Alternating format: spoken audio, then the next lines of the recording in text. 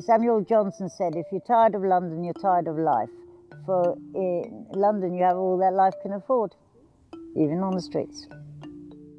So this is the bench I used to sleep on. You're also sleeping with rats and foxes. I only have two choices, whether I travel back home or I end up in the streets of London. I don't think I was really brave enough to do that. Taking away that perception that you can't do something, there's always something you can do.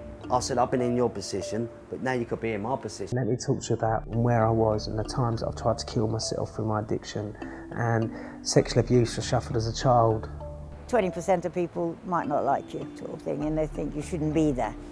You can be homeless, you can be homeless, you can be homeless. Everybody can be homeless at some point, but it's not the sort of thing you think about, is it?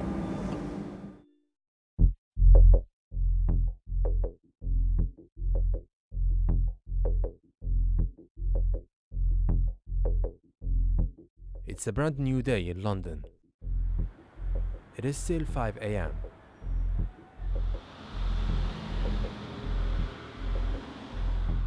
While many are still sleeping at home, others are about to wake up. That's if they haven't been woken up by one of these. The park will open shortly, so they should hurry up and leave before anyone sees them.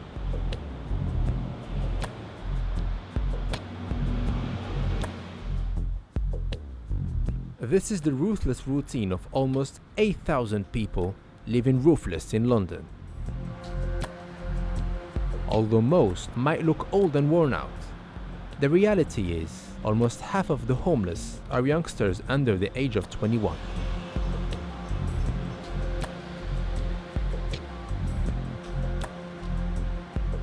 While those can be seen on the streets, an estimated 300,000 are finding shelter on friends' sofas, in hostels and at bed and breakfasts.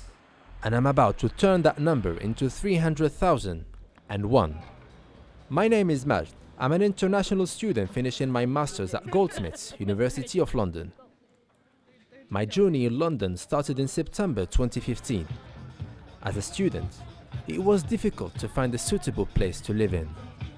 I first lived in two parts of East London. A month later, I finally managed to settle. I am living in one of the university's halls, and today I'm leaving. I received this notice 1 month ago, but though this period, I found it very hard to secure a room for 2 weeks because I need to stay here in London until the end of June, have my exams and my classes, but nothing promising yet. So today, I'm leaving.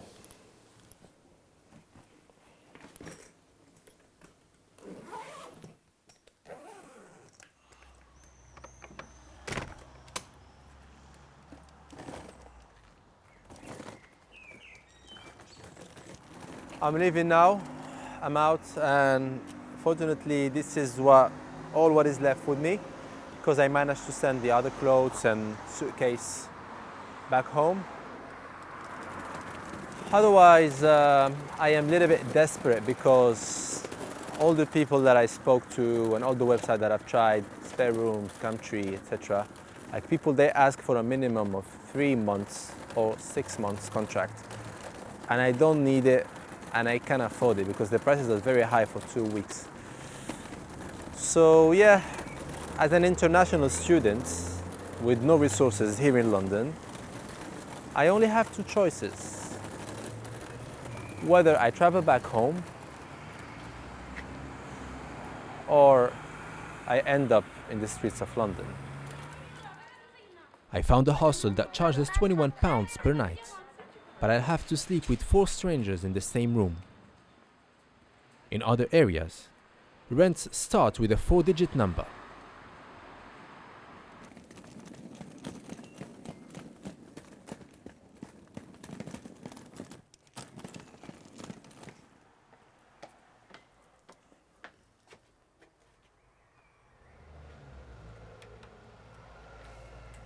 Hey, what's up?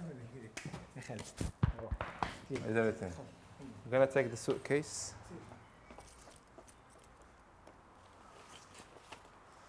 No, it's fine, it's fine.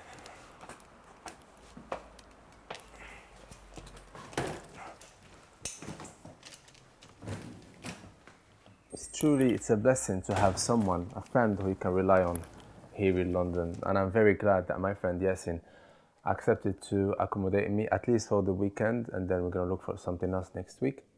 What I'm experiencing now, I'm sure that many people went through this. They end up going to a friend's place or sleeping in bed and breakfast or something. They really experiencing the rough sleeping, and this is what researchers call hidden homeless. Like, you have a shelter, you have a place where to sleep, but it's not yours. You're not at your home. The fear of living on the streets was haunting me. I had heard in class of an award-winning tour that is led by homeless people, and I'm about to look them up online.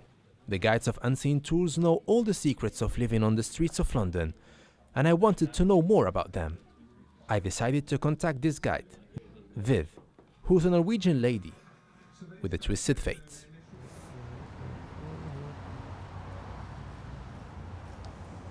Hey. Hello. What's up? All right. How was your day? How did Yeah, it start? Not bad, not bad. Good. What did you do yesterday? You had tours yesterday. No, Friday. Friday.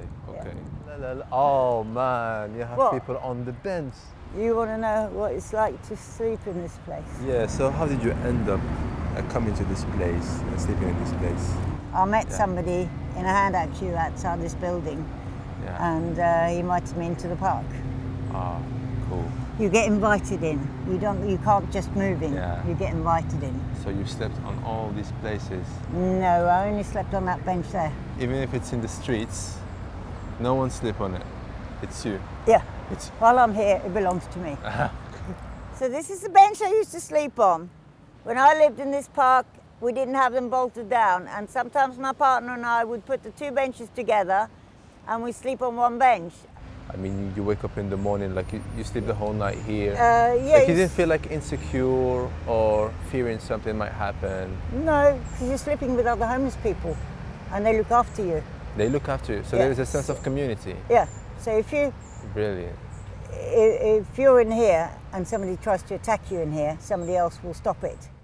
Viv first came to London in the 70s to marry a British man she fell in love with on a holiday. They started a family, then her husband became abusive. She left him and became homeless for 16 years. Here we go, inside the jungle. Yeah, we used to hide our bedding behind here. We had it in big black bin liners, and we put branches on top of it. Somebody's sleeping up there as well. Oh, okay. The worst bit is in the winter, you're walking around, you're trying to find somewhere to sleep, you've got all your bedding on you, and it's cold. Or waking up in the morning with almost frost on your feet. That's another one. We usually woke up at 5 o'clock, and it took us 5 a bit. a.m. Yeah, and we had to get the crates back by 6 o'clock because they start building the fruit stall by 6 o'clock. I'm really hidden homeless now. We're not joking. You're going to try and come out on the No, street? I found a place where to stay. So you can, Yeah, you on can the front surf. sofa. Yeah. Yeah. I'm sofa surfing. Though. Surfing. But that's like you said, hidden homeless. Yeah. That's what I did. Well, This is where she used to have her hot cup of tea in the morning. got all the view. Playing with the pigeons, the flying rats. Yeah, it's illegal to feed them. Really? Yeah. And have a look at, see where I used to sleep, where I used to make my little house with wooden pallets. But this is where we got our water from. Water? Yes, water. From where? From that door. Oops.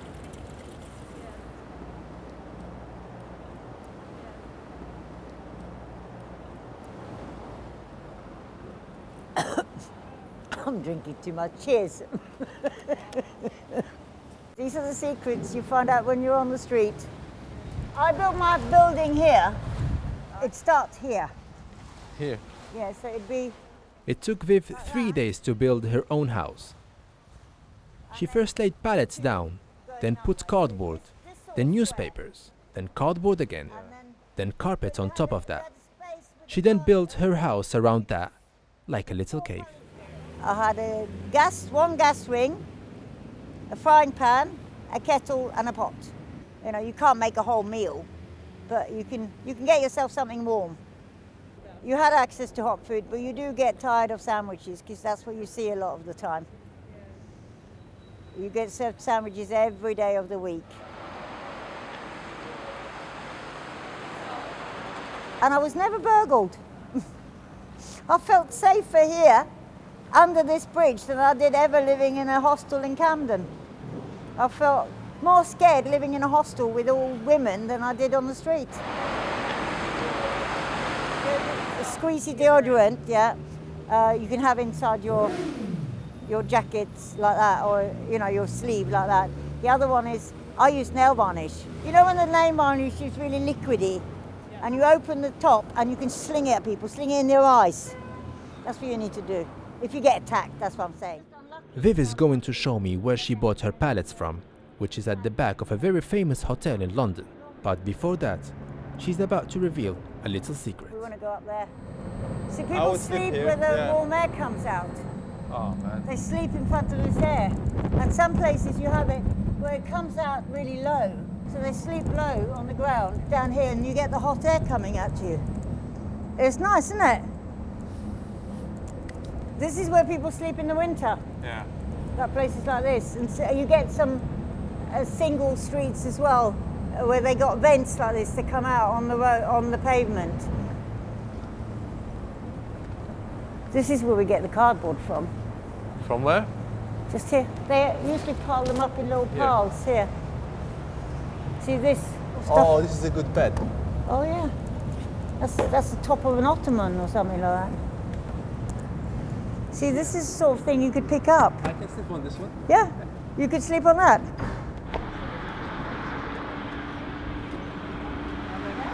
This is where we used to come for breakfast in the morning.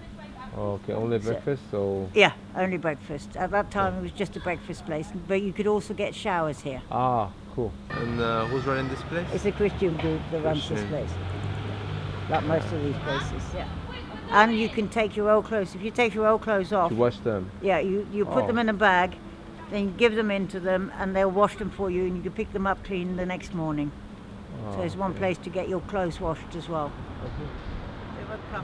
They come between 3 and 4 What do we o'clock. have here? Oh, these are the horrible spikes. Yeah, then these are the ones that are supposed to be made illegal. They're not meant to be here. But what a strange place to put it. You can't sleep there anyway. Since 2012, I think they started bringing them out, something like that. But some of the councils made it illegal now to put these things down. You got these ones, then you got these concrete things they build in front of windows, just like concrete tiles. I hate it. Wrong, well wrong, not right at all. You don't want these around. Why prevent? Just trying to stop people sleeping somewhere. What's the point? They should open up big warehouses, they should open up empty buildings in London so that people can squat it and so they be used, so people got somewhere to live. It's wrong the way they treat the homeless in this city, or anywhere else for that matter.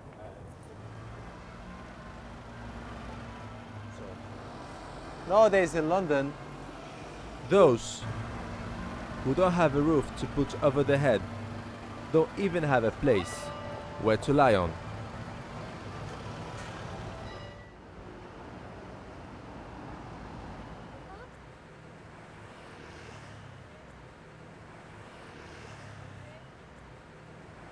I am here in this nice area of central London, and I'm walking by this bench. And actually, if you have a close look at it, you will notice that it's not a normal bench. Look. Actually, it has been made to prevent crime.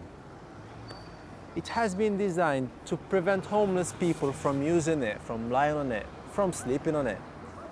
Skateboarders also won't be able to use it or jump on it. Look. They will fall. And also, it has been made to prevent people from littering. And this kind of bench, called also Camden bench, has won 3 awards so far. Keep Britain Tidy in 2010, the best practice for reducing crime in 2011, and the best European practice for inclusive design in 2012. Yes, 3 awards.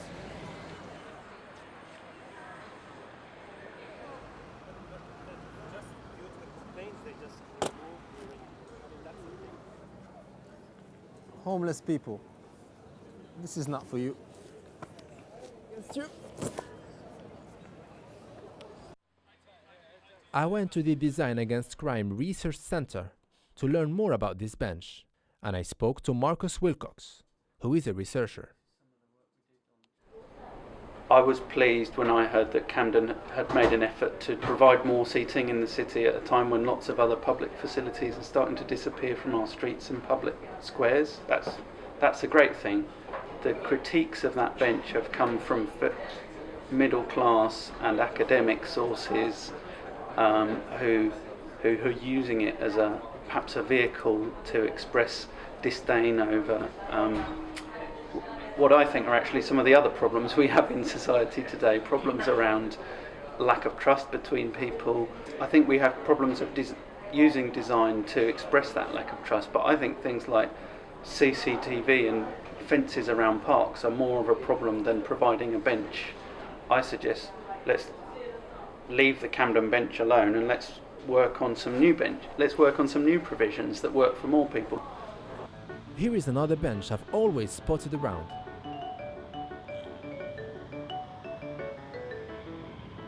Why so many armrests? I think armrests are increasingly used in street furniture, especially in the UK, for the reasons you suspect. I think that armrests are used to divide spaces for people. I think they're used to control the ways that a bench can be used more intensely. But while we're walking along accepting everything and only thinking about what's on our phones, and we're not thinking about the importance of a journey or who's around us during a journey, then I don't think that anything's going to change. Friendly wouldn't be the first word I'd ascribe to this city. It has lots of skill, it has lots of energy, it has lots of capacity, it has money for some people, for the top 1%. It has lots of problems.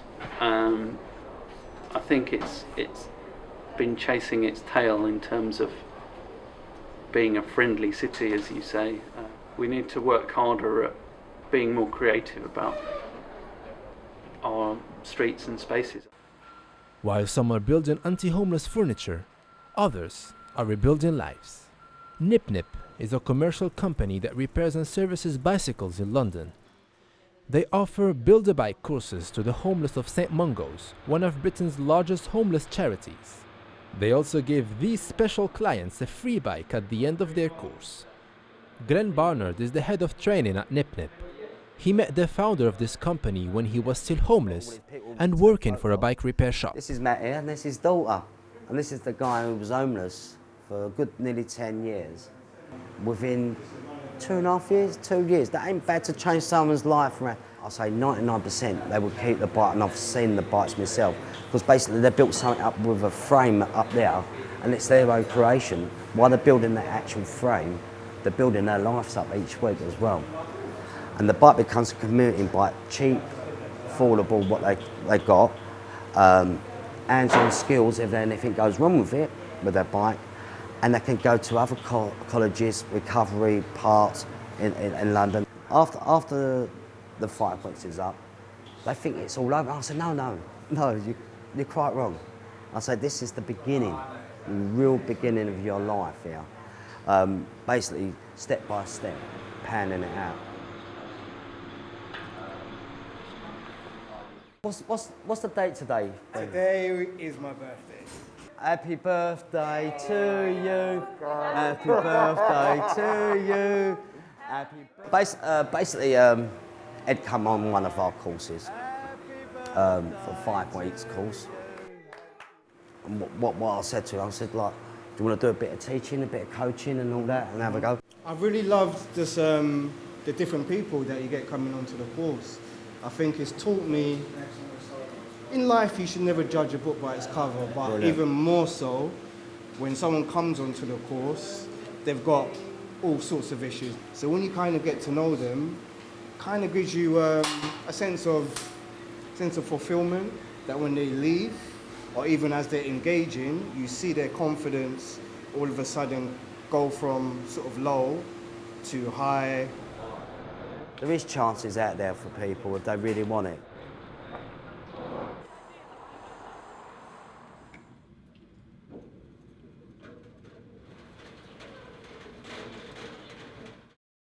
Steve Huggins is a trainer at the Multi-Skills Workshop, which is Nip Nip's next-door neighbor. Here, the homeless of St. Mungo's charity can learn new skills, which they can use to find a paid job. We've moved into this building to become the Multi-Skills about a year ago now. It was just a paint and decorating studio over in Hackney. We managed to start downstairs and we've expanded and added kitchen fitting, bathroom fitting, plumbing, lock fitting, basic carpentry. There's more and more skills among our client base that we could nurture and grow, making them making it easier for them to get jobs. I think our job role is a tutor. Realistically, we're probably life coaches, skills coaches, friends. We're builders. They open up to us, you know, rather than a key worker sitting there going, right, ticking boxes. We'll sit there and listen to them with the empathy that they deserve, but also the understanding that we know how they're feeling today. They see you maybe in some of your smart clothes and you've had a bit of a tan and they go, oh, you don't know. You don't know. I'm thinking, let me sit down. Let me talk to you about what I don't know and where I was and the times that I've tried to kill myself through my addiction and sexual abuse I suffered as a child. So I ended up in a treatment centre. You know, my life then started to change from the day that I stopped. Break time, guys, please. Break for 10 minutes.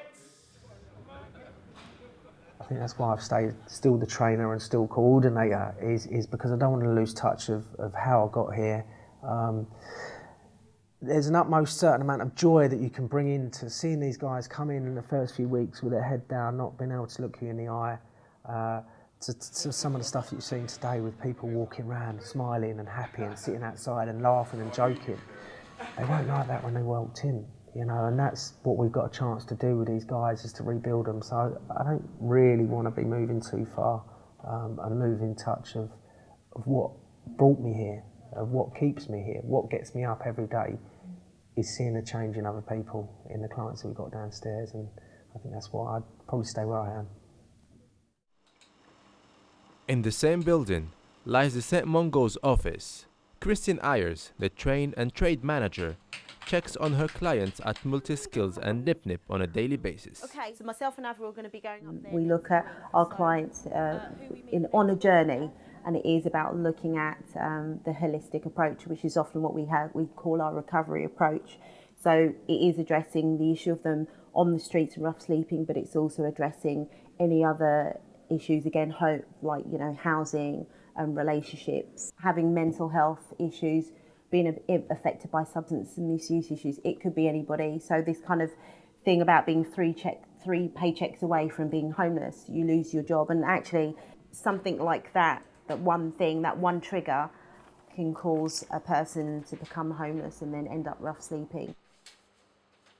And this is actually, I believe, an installation that's done by our clients, and this just basically was looking at, just things, feelings, thoughts, kind of issues that impact and affect our clients in terms of becoming homeless. There are various ways, obviously, that they can help, obviously through reporting any concerns about rough sleepers, or kind of donating through a Great Street fundraising team. You know, and often I've done it when it's really cold, particularly in the winter time when they're rough sleeping, buying them a tea, buying them a sandwich, you know, buying them some foods.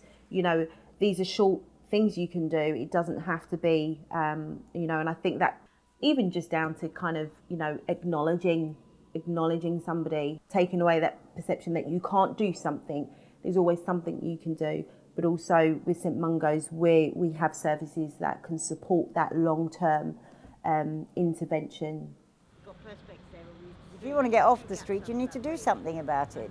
You can't just sit around and wait for people to hand you things. You've got to go up there and and do it and ask people and talk to people. If you're proactive, you get somewhere. What did I do? I talked to people. I started selling the big issue. I was knitting before I started selling the big issue. And now I do walking tours. It's progress. And I won't change it for the world. I'm very happy with my tours. Okay. Viv is now heading back to her new home, a council flat she moved into last year with her new partner. Okay. I have a good life now. Tour guiding, pottering about, doing a bit of cooking, reading, whatever. Enjoying myself. Just do what you want to do. Surround yourself with nice people.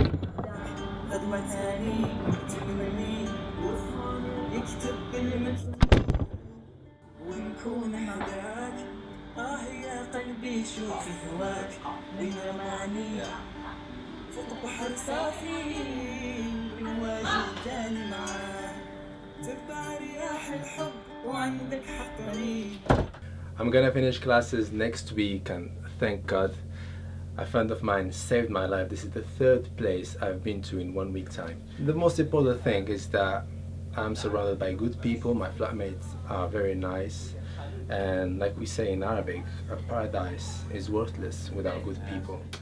See you soon. Hopefully not in the streets nor in a random room.